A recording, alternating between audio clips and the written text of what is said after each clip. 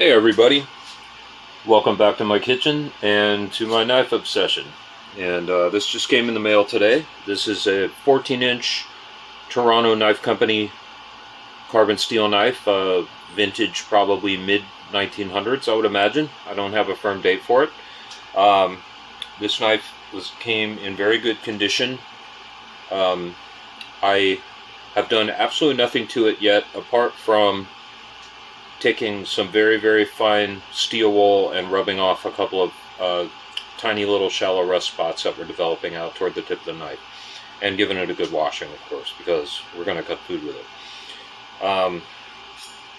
Somebody did apparently fairly recently did a sharpening on this, and it doesn't seem to me like it's all that sharp. We're going to try it out, and the focus of today's video is actually not on this knife in particular, although I probably will do another video on it once I fully restored it and do a full sharpening session on it. However, I wanted to talk about some realistically quick and easy sharpening solutions for the home sharpener. Because, you know, let's be real here. Everybody wants a sharp knife, but not everybody wants to spend, you know, an hour, half hour to an hour sharpening a knife across, you know, a broad range of whetstones and getting it to where it's like a razor blade. And, you know, people have busy lives, busy kitchens. It's not always practical.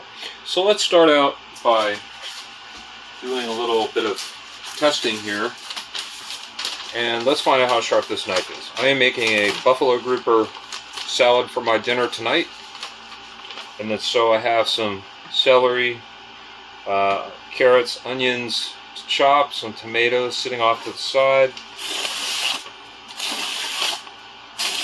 Alright, so this knife will tear paper. I wouldn't say we're cutting it, I would say we dug in and managed to tear. So it's not terribly sharp. But let's try a little bit of this food and see how we do. Going to try to get this to where you can see what's up.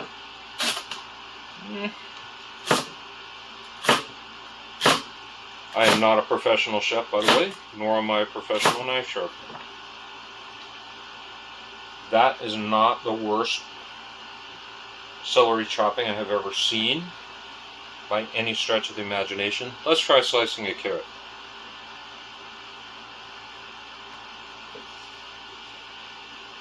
Alright, so the knife is not going to slice the carrot.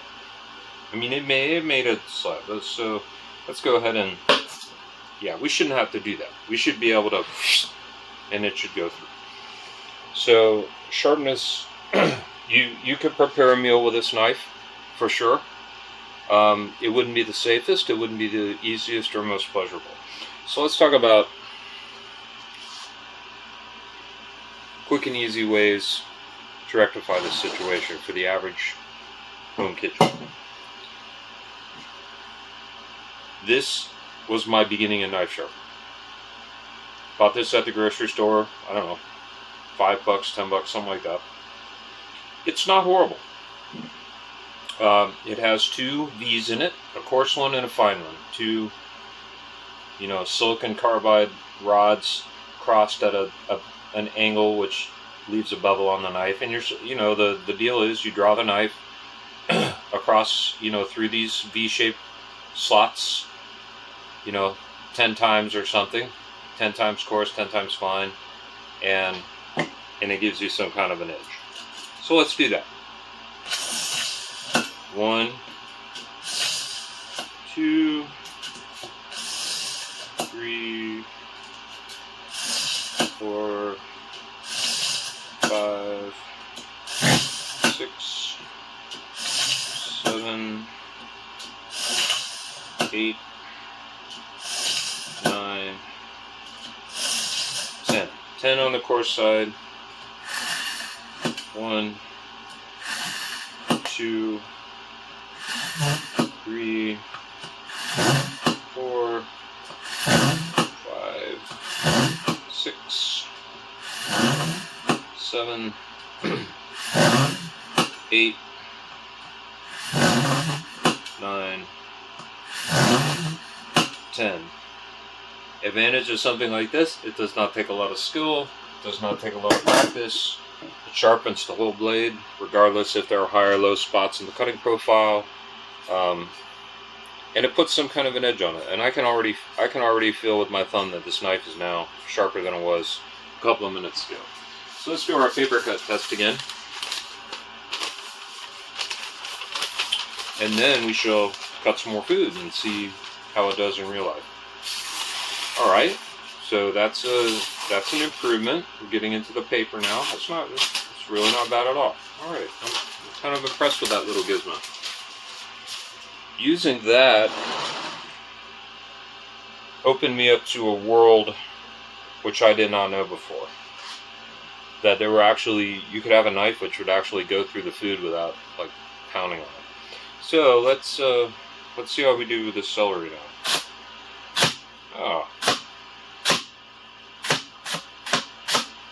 That's a whole lot better. A whole lot. Let's slice a carrot.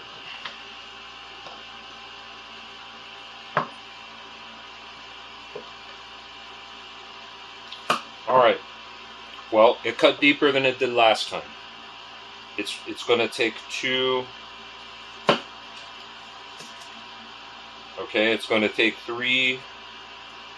This is a long knife, so, you know, realistically, if this thing was sharp, one long stroke. Okay, so it took, let's say, 2.5 slices to get through that carrot.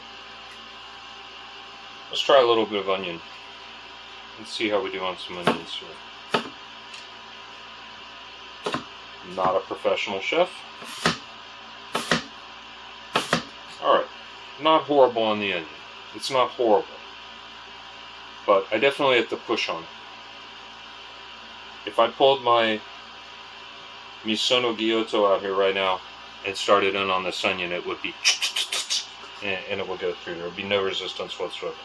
So we have a ways to go. And you know, maybe it needed 20 passes on that widget. But now let's talk about the next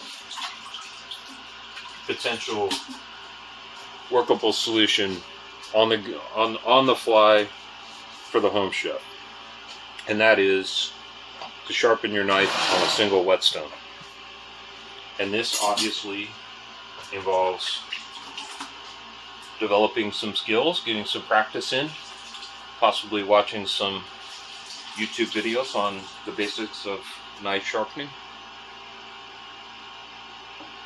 But what I found is that sharpening knives on whetstones is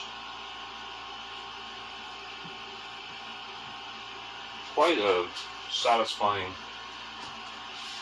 activity, and it can be very meditative. It's kind of becomes part of your pre-food prep ritual. Or if you're just stressed out and need to relieve some stress one day, pull the knife out of the drawer and get busy. It's a very soothing activity. So this stone represents the epitome of convenience for sharpening on the go. This is a Suehiro Debato 1000 grit stone. It is what is called a splash and go stone, meaning it does not need to be soaked in water. You simply set the stone on the counter, probably on a towel, a moist towel, so that it does not slide around on you, or you have a suitably tacky surface that the stone holder will stick to, and then you just go to town. And this, if you're going to have one whetstone, something in what we would consider the intermediate grit range of stones is ideal. So somewhere around 1000 grit, 800 grit, 1000 grit, 12, maybe 1500. If your knives aren't in bad shape, if you want a little finer, more refined result, and your knives are in pretty decent shape and you're not having to grind off a lot of material, but generally speaking, around 1000 is considered a good solid intermediate stone. And this will give you a sharp edge, not a tremendous amount of refinement or polish, but it will give you a very sharp workable edge. So here we go. And we're going to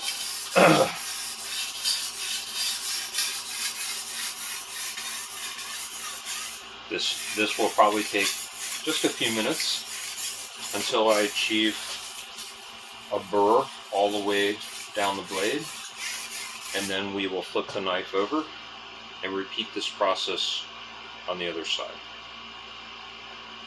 Alright, no burr yet. I'm going to do 2 more full passes and we'll check for a burr again.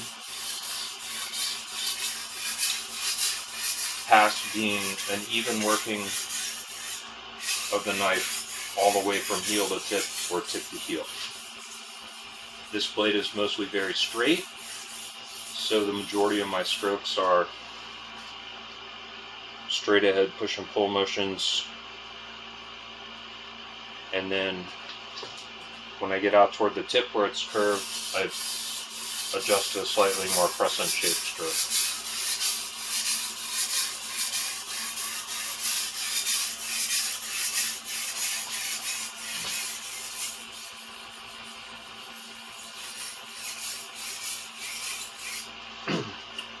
This wood harrow is not the fastest cutting 1000 grit stone out there. Alright, starting to get a burr, so it's doing its work. 1000 grit stones run the gamut. Some of them cut very, very fast and leave a more unpolished edge. This happens to be one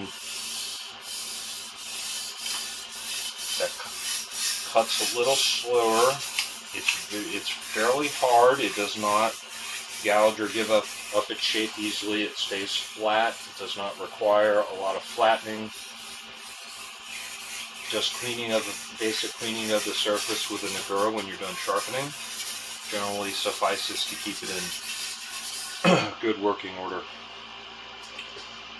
That's looking nice. Alright, I'm getting a nice burr now. If you slide your thumb across the edge, sideways across the edge, on the opposite side of the side you're sharpening, you can feel if you've raised a burr. And when you've raised a burr all the way across the blade, that means you're done on that side and you flip the knife.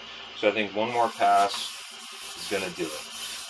Just a couple little spots there where I didn't feel a good, solid, strong burr. If your knife is in pretty good shape, this process on the 1000 grit stone may literally just be a few strokes per side. Because I ran the knife through that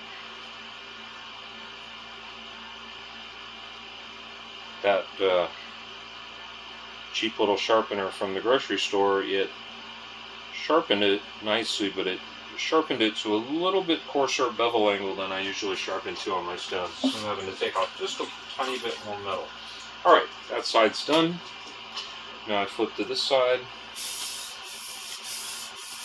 And this side of the knife, when you're sharpening the right side of the knife, as a right-handed person, if you hold the knife in your right hand, it's so much easier because the handle, you don't have to worry about the handle banging into the whetstone, and it allows you to kind of keep the same angle and do the same kind of motion across the entire length of the blade.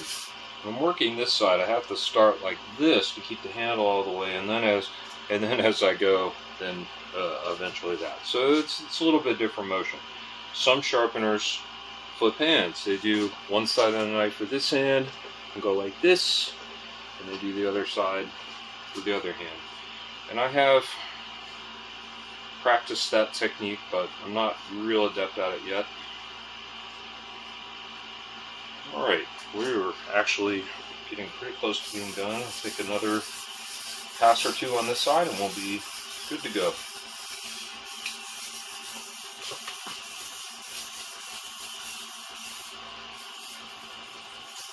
Again, a pass being complete working of the blade from heel to tip.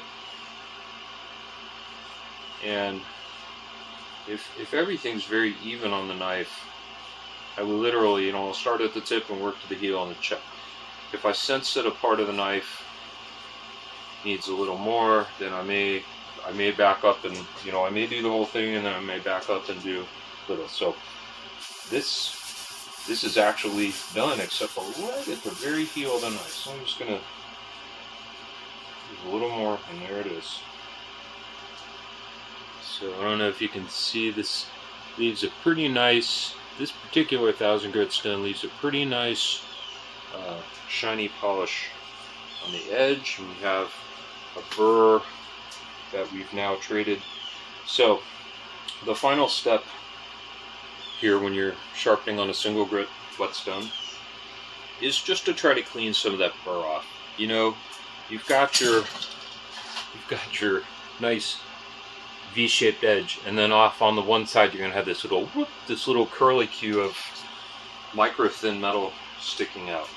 So the way we clean the burr is to basically strop the knife against the whetstone, and that involves very little pressure, simply gliding the edge, maintaining the same angle that you sharpen on, and just refining that away, and the goal being to leave whatever little bit of burr remains, to leave it standing straight up on the apex of the cutting edge.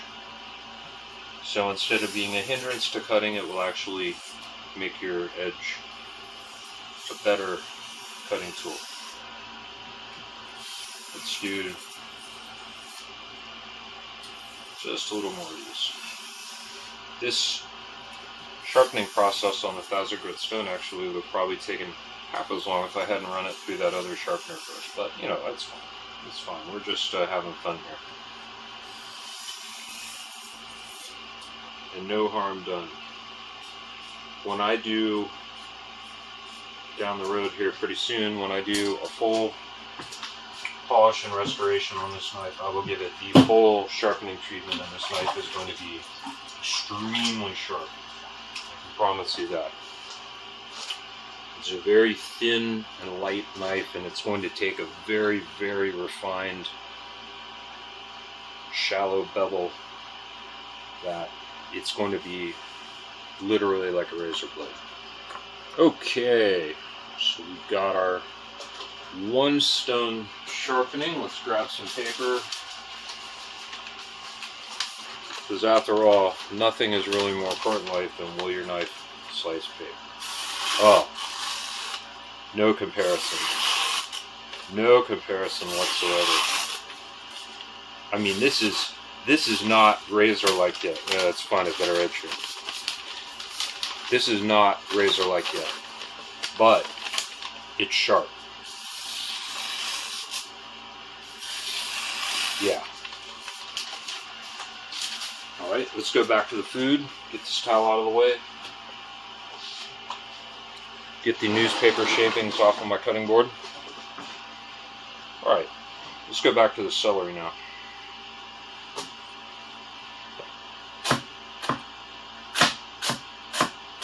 Ha! Yeah, do you hear the difference?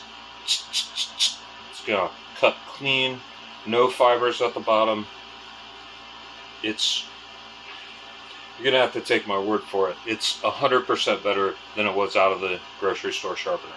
And let's be honest, that grocery store sharpener is way better than nothing at all. You got a dull knife it's been banging around in your drawer, and it's about as sharp as a butter knife. I mean, if you buy that cheap sharpener and draw your knife through it enough times, you're gonna have a usable kitchen tool. I like to sharpen knives. I'm not a sharpening snob. I'm not against electric sharpeners. I'm not against, things like that. Yes, I like sharpening on whetstones. Alright, let's quarter a carrot. I like sharpening on whetstones. I enjoy it. Not everybody will. We're getting somewhere. That was almost alright. I applied very little pressure. I was really trying to do a true draw slice down this carrot. Let's try it one more time. There we go.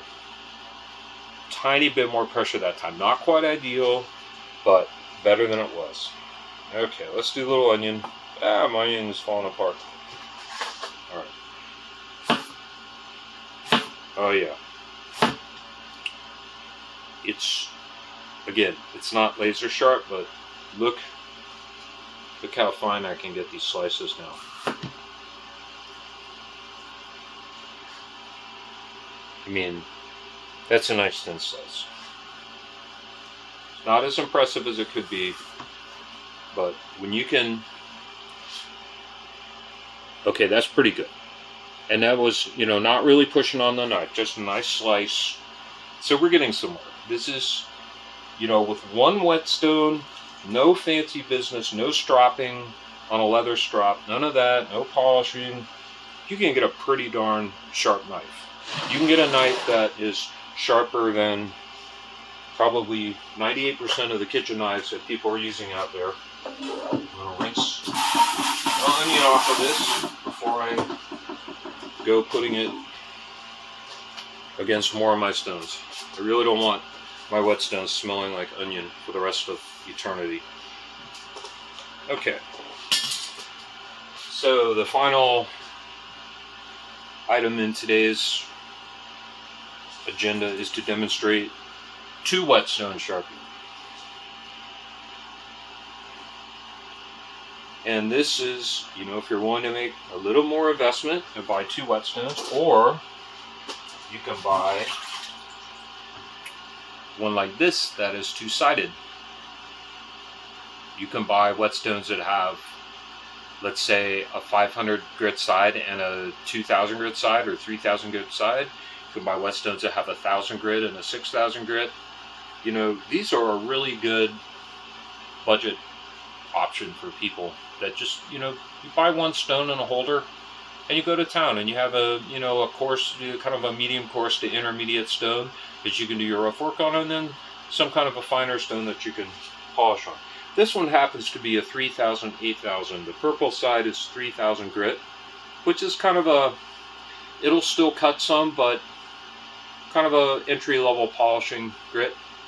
The 8000 delivers nearly a true mirror polish. However, for this, we are not going straight to the 3000. This is a 600 grit stone, and I think for a 2-stone, if you're going to do 2 stones, something in the 500 to 800 grit range, you know, kind of a medium to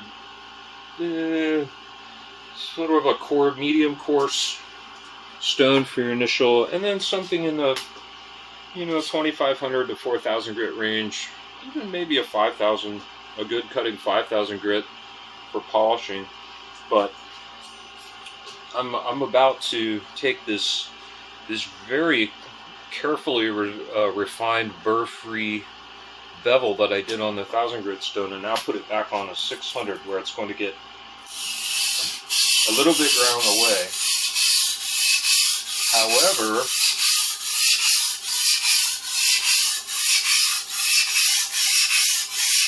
if there were any little micro spots in this very long knife edge that I did not get fully refined on the 1000 grit, it's darn sure going to get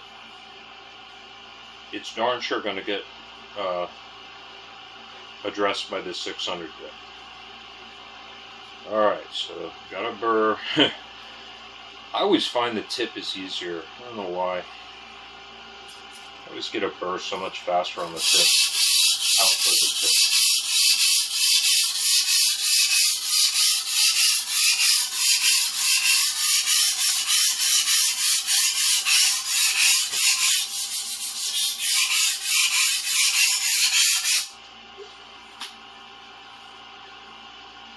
And it might be because when I do a pass down the blade, I have kind of a bad habit of, I get to the tip and then I back up and go about a third of the way back down the blade before I stop. That's very nice for developing. It needs just a little more, literally right at the very heel.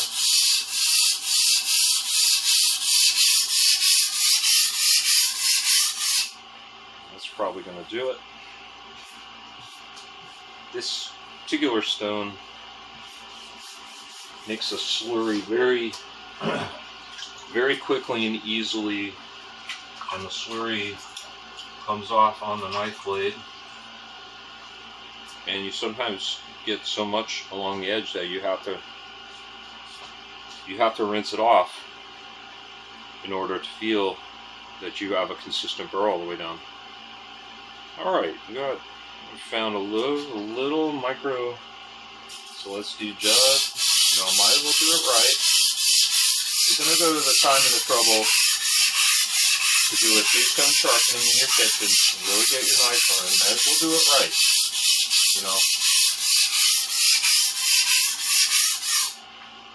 This is a fairly quick and easy process, but it doesn't mean it can be rushed. Alright. Now, just a little bit more right at the heel. That heel is... The heel's being a little bit stubborn right there.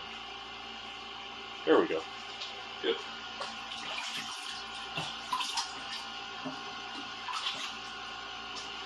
Alright. Now onto my favorite side.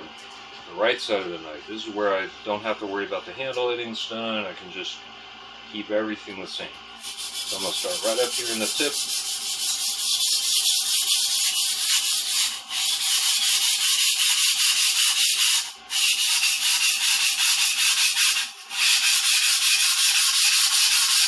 For me, the right side of the knife always goes to, I've already got a little bit. I'm going to give it one more pass just to be sure about this in. That ringing sound you hear is my thumb dragging across the burr. But when you get that sound all the way down your blade, you're done.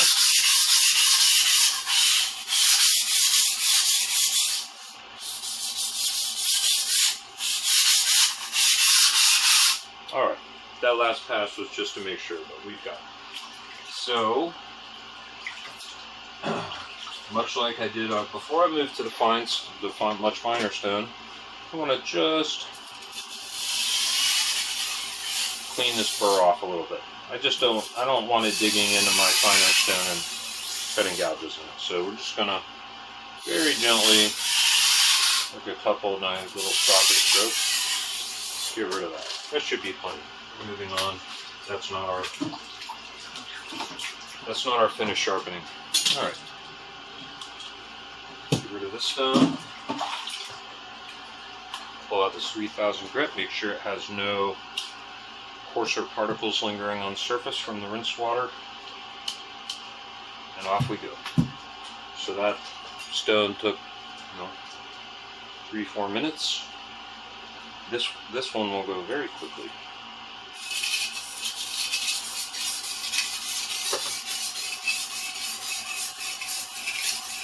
Probably about 2 passes per side.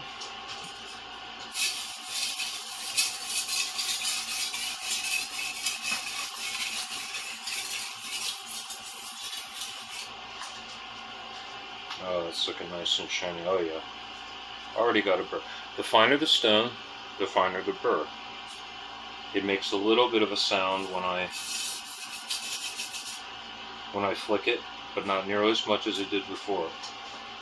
Alright, on this side. Oh, I love the right side. If I could just get a job sharpening the right sides of knives all day long, wow, that would be amazing. But fortunately, Western knives all have 2 sides. Japanese single bevel knives are a whole other animal. And perhaps the next time I sharpen my large deba, I will make a video of that and show the process for sharpening a fine single bevel knife. All right, we're pretty much done. So now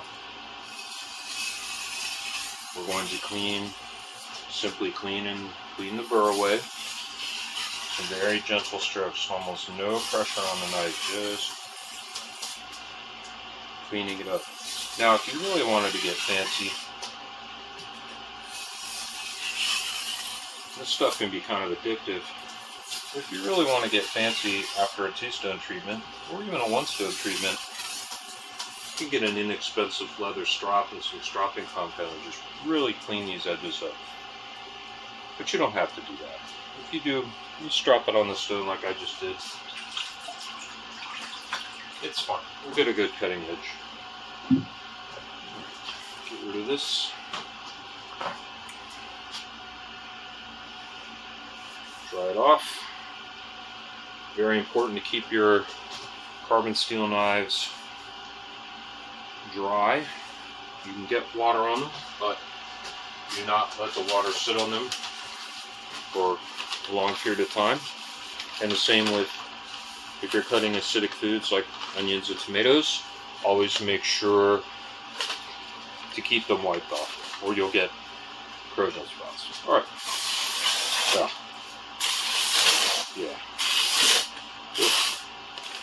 Bad paper. Oh yeah.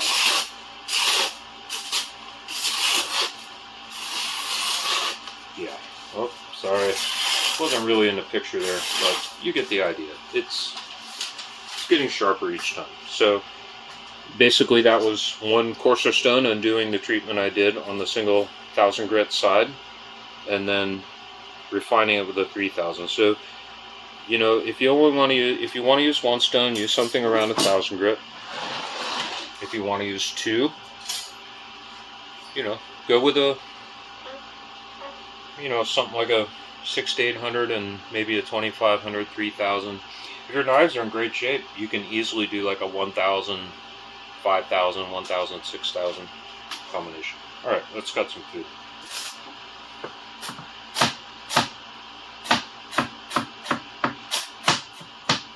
Not a chef, just reminding everybody.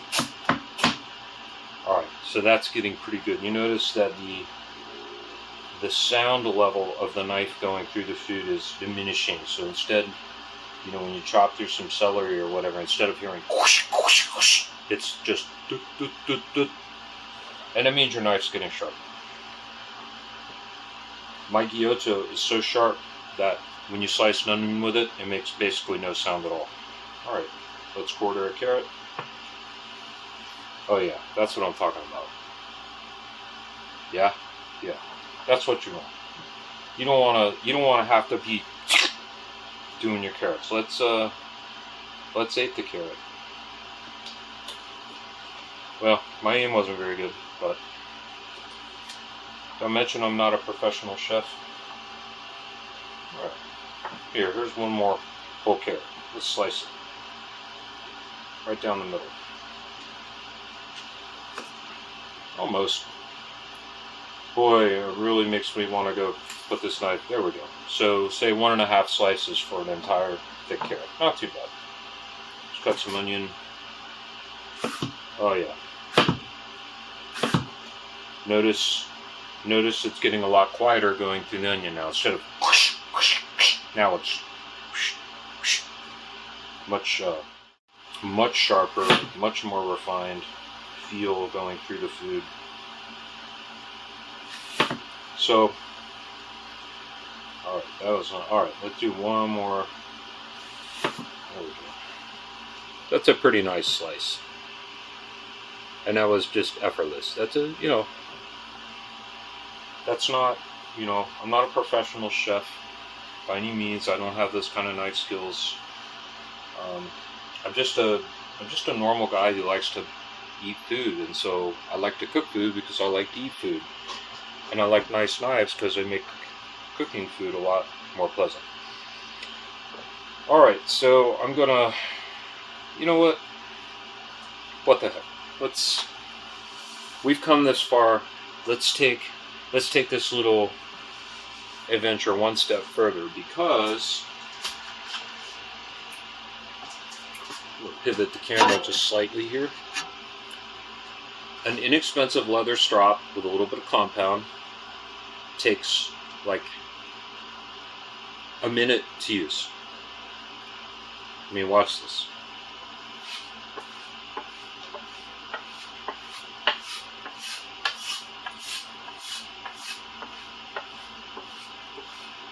Get a decent strop for like 20 bucks. Cheaper than a whetstone. my strop has a smooth side and a suede side, and I get the quickest, best results using the suede side of the strop with some compound. If you want to take a little more time, leather does not really need compound to strop metal. It just speeds up the process. So no super fine whetstones here. Just this 600 grit, 3000 grit leather strop. Now let's get that paper out.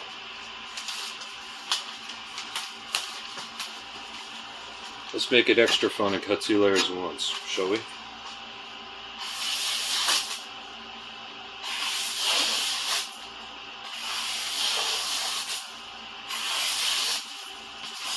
Did I mention strops are good? Yeah, stropping is good.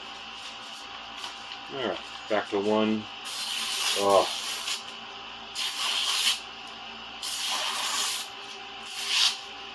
Let's do a little more food here. This is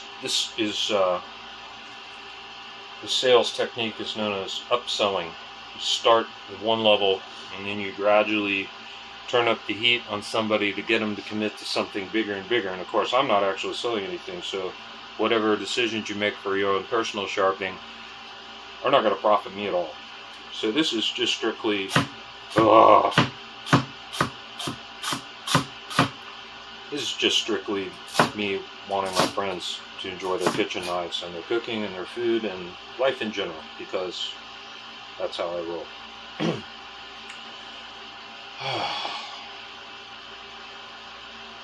Boy, I love sharp knives. Doesn't even make a sound now. Listen carefully. You can even hear it over my loud air conditioner in the background. Sadly, here in Florida we had a nice cool spell last week. Now it's back to 90 degrees, so just no sound. Just getting down. All right, getting down to where it makes me nervous. So I'm gonna wait and do that off camera when I'm thinking more about what I'm doing and less about what I'm saying.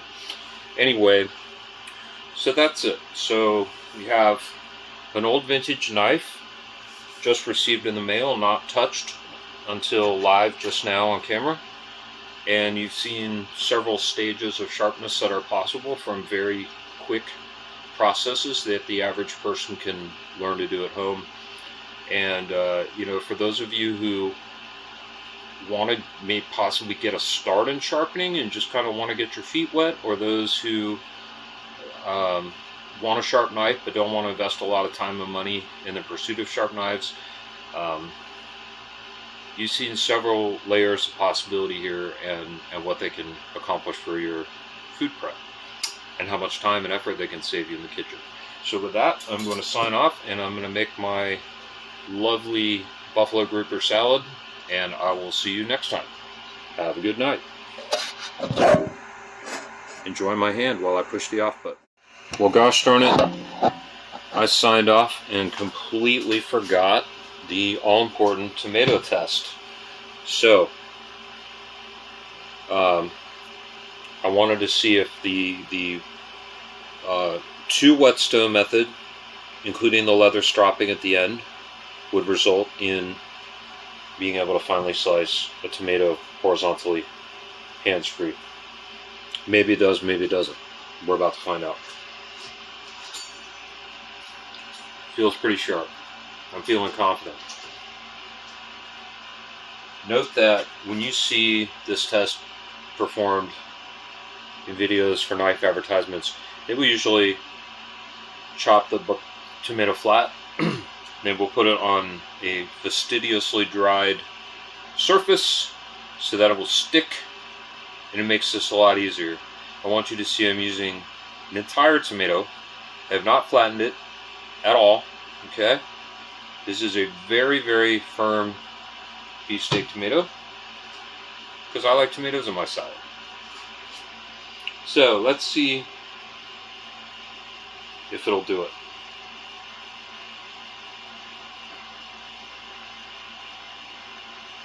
It's taking a little more sawing than usual. This first slice is always the hardest. Not bad. Not bad. Let's do a couple more. That's what I'm talking about. 2 whetstones. You watch me do a 600 grit, 3000 grit on a leather strop. It's pretty thin. Let's see if we can go a little thinner.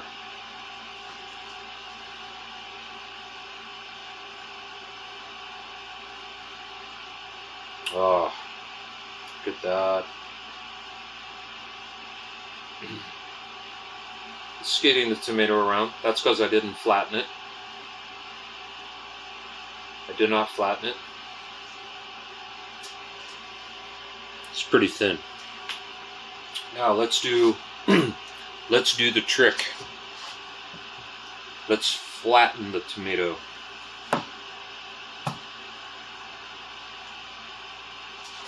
And dry the cutting board. Oh. Oh, look at that. So you see all these, buy our knife, it's so sharp. Look, this knife, when I really work, this knife is probably 60 or 70 years old. You just watch me spend only a very scant few minutes sharpening on this thing. Compare that to the sharp knife videos you see online. Alright. I mean, that's sharp. Okay, that's really sharp. You can get that. You can learn to get a knife this sharp. This wouldn't even cut paper a half hour ago, right? You can get a knife this sharp with 2 whetstones and a leather strop and some practice.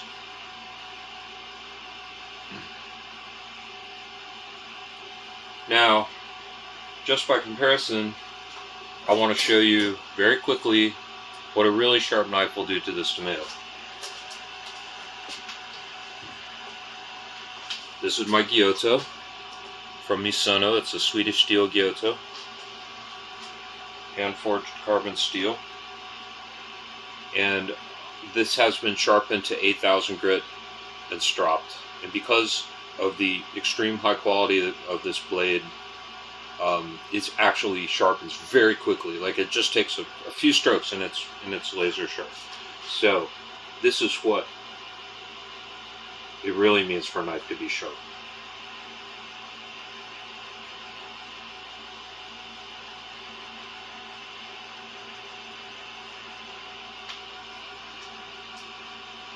So this old Master Chef knife that we've just been playing with, it's quite sharp right now, but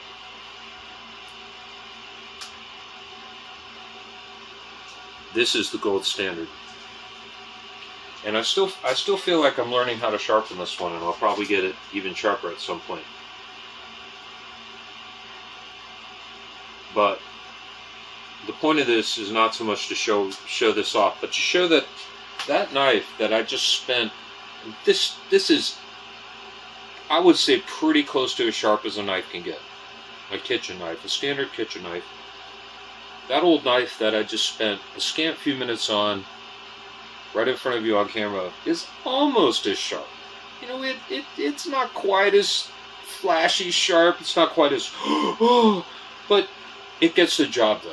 And that was the whole point of this video, was to show that if you have a decent old knife, spend a little bit of time learning how to work with it, you can get it very sharp.